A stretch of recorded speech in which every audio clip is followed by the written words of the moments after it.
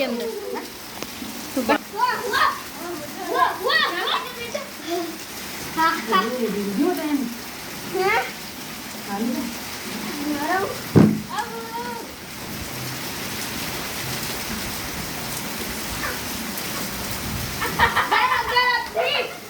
नहीं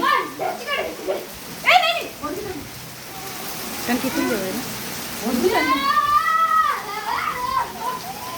नैना नैना बघा बघा